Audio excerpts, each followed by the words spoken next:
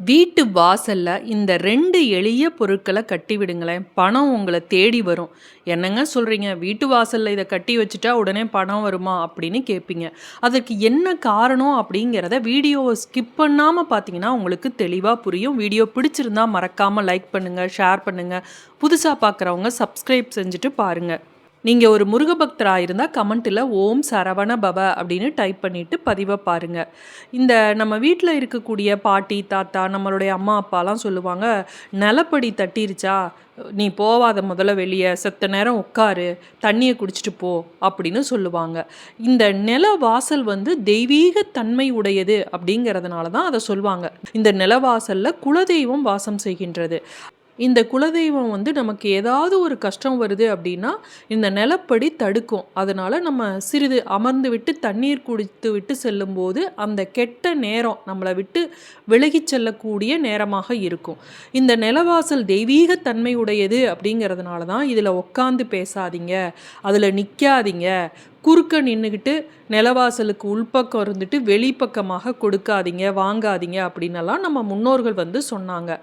இன்பம், துன்பம், நல்ல சக்தி, கெட்ட சக்தி எது இருந்தாலும் இந்த நிலப்படிய தாண்டி தான் உள்ள வரணும். தீய சக்திகள் வரும்பொழுது அதை வெளியவே நிறுத்தி வைக்கக்கூடிய ஆற்றல் இந்த நிலப்படிகளுக்கு உண்டு. அதனால தான் இந்த நிலப்படியில் வந்து பார்த்திங்கன்னா, இந்த பச்சை மிளகாய், எலுமிச்சம்பழம், படிகாரம் இதெல்லாம் நம்ம கட்டிவிடும் வழக்கமானது வந்தது. இந்த எலுமிச்சம்பழமும் பச்சை மிளகாவும் எதற்காக நம்ம அந்த இடத்துல கட்டுறோங்கிறதையும் தெரிஞ்சுக்கலாம். ஈவினிங் தினமும் 6 மணிக்கு மேலே பெண்கள் வீட்டில் விளக்கேற்றணும். எதற்காக? அந்த நேரத்தில் விளக்கேற்றினா வீட்டுக்கு மகாலட்சுமி வருவாள் அப்படிங்கிறதுக்காக. இந்த மகாலட்சுமி வரக்கூடிய நேரத்தில் அவளுடைய அக்காவான மூதேவியும் நம் இல்லத்திற்கு அந்த நேரத்தில் வருவாங்களாம். அப்ப மூதேவிக்கு பிடித்த இந்த புளிப்பு சுவையுடைய எலுமிச்சம்பழமும் காரத்தன்மையுடைய பச்சை மிளகாவும் இருந்தா அதை சாப்பிட்டுட்டு அப்படியே போயிடுவாங்க அப்படிங்கிற காரணத்தால அந்த நிலவாசல்ல இதை கட்டணும்னு நம்ம முன்னோர்கள் வந்து சொல்லியிருந்தாங்க.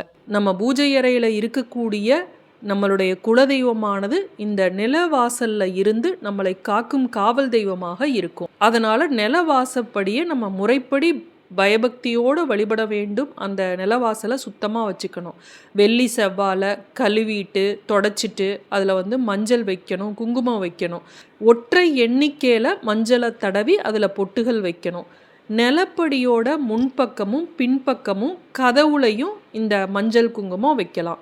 நிலப்படியோட மேலே மாவிளை தோரணம் வெள்ளிக்கிழமை கட்டுனீங்க அப்படின்னா மிகச்சிறந்த பலனை நமக்கு தரும்.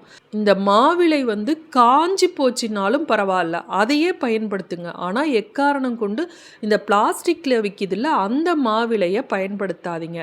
தினமும் நிலப்படிக்கு ஊதுபத்தி சூடம் இதெல்லாம் காட்டாட்டி போகுது. வெள்ளி செவ்வாழையாவது மறக்காமல் இந்த நிலப்படிக்கு தீபார்த்தனை காட்டுங்க.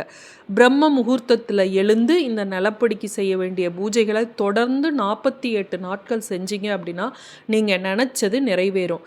குலதெய்வத்தை நினச்சி சாம்பிராணி தூபம் காட்டுறது ரொம்ப முக்கியம். அதில் அப்போ ஒரு பூவை எடுத்து நிலப்படியோட சைடில் 2 பக்கமும் வைங்க.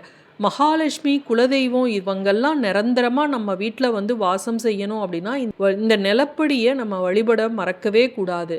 சிலர்லாம் இந்த மஞ்சள் பூசுறதுக்கு பதிலாக மஞ்சள் நிற பெயிண்ட்டை வந்து அடித்து வைப்பாங்க. அது செய்யாதீங்க. பூஜை என்பது அழகுக்கானது மட்டும் அல்ல, அது வந்து ஒரு மங்களகரமானது. அது மட்டும் இல்லாமல் மஞ்சள் வந்து ஒரு கிருமி நாசினி.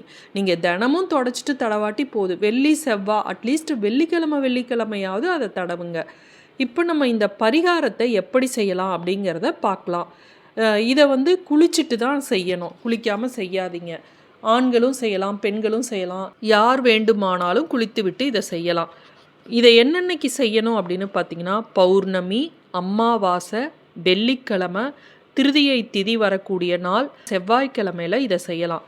இது எந்த டைமில் செய்யணும் அப்படின்னு பார்த்தீங்கன்னா, ஈவினிங் 6 மணிக்கு மேலே 7 மணிக்குள்ளே அட்லீஸ்ட் 8 மணிக்குள்ளேயாவது செஞ்சுருங்க. பீரியட்ஸ் டைமாக இருக்குது அப்படின்னா அவங்க எக்காரணத்தை கொண்டும் இந்த பரிகாரத்தை செய்ய வேணாம். இதுக்கு வந்து தேவைப்படுவது ஜாதிக்காய். இந்த ஜாதிக்காய் எங்கே கிடைக்கும் அப்படின்னா நாட்டு மருந்து கடையில் கிடைக்கும். விலை வந்து ரொம்ப மலிவானது தான். ஆனால் இது மகாலட்சுமியோட அம்சம். அதனால் இதை நம்ம கட்டாயமாக நம்ம வீட்டில் வந்து வச்சுருக்கணும். இப்போ இந்த ஜாதிக்காவை எடுத்துக்குங்க. அடுத்து இதற்கு தேவைப்படுவது ஒரு சதுரமான மஞ்சள் துணி. இதை எடுத்து வச்சுக்குங்க. இந்த மஞ்சள் துணியில் வந்து 3 ஜாதிக்காவை எடுத்து வச்சுக்குங்க.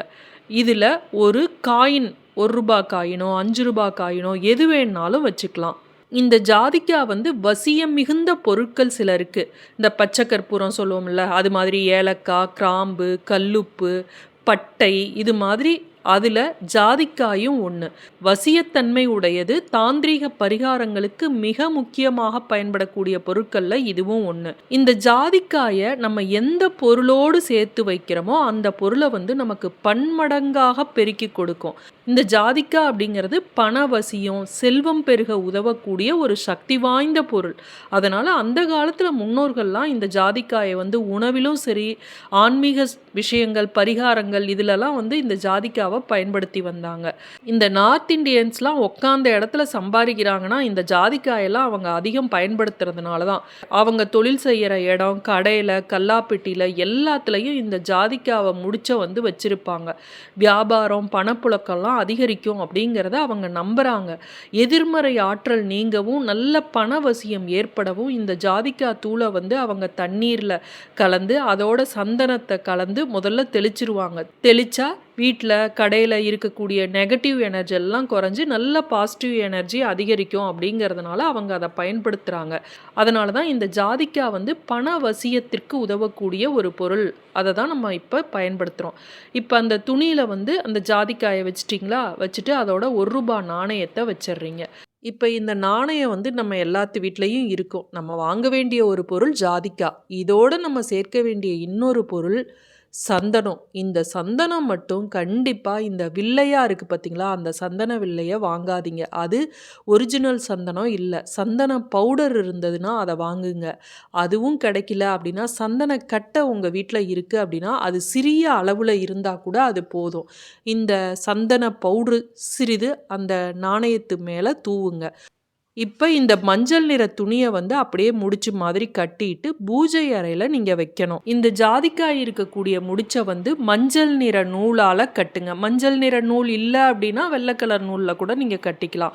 கட்டிட்டு இதை வந்து உங்களுடைய உள்ளங்கையில் வச்சுக்கிட்டு உங்களுடைய குலதெய்வத்தையும் மகாலட்சுமியும் நினச்சி உங்களுக்கு எவ்வளவு பணம் வருமானம் வர வேண்டும் அப்படின்னு நினைக்கிறீங்களோ அதை சொல்லி எனக்கு இப்படி வருமானம் பன்மடங்காக பெருக வேண்டும் அப்படின்னு சொல்லி வேண்டிட்டு ஓம் ஸ்ரீ மகாலட்சுமியை நமக அப்படின்னு சொல்லி 18 முறை, 21 முறை, 45 முறை, 48 முறை அப்படின்னு சொல்லி உங்களால் முடிஞ்ச அளவு வேண்டிக்கிட்டு அதற்கு பிறகு தான் நிலவாசலில் கட்டணும். இதில் இருக்கக்கூடிய பொருட்களை வார வாரம் மாற்றி வைக்கணும், மாதம் மாதம் மாற்றி வைக்கணுங்கிற அவசியம் கிடையாது. 3 மாதத்துக்கு ஒரு முறை இதில் இருக்கக்கூடிய ஜாதிக்காவை எடுத்து ஆறு, கிணறு, ஏரி, கடல் இது மாதிரி நீர்நிலைகளில் போட்டுட்டு ₹1 காயினை வந்து கோயில் உண்டியலில் போட்டுட்டு நீங்கள் மறுபடியும் நீங்கள் இதே மாதிரி கட்டி வைக்கலாம். மீண்டும் அடுத்த காணொளியில் சந்திக்கும் வரை நன்றி, வணக்கம்.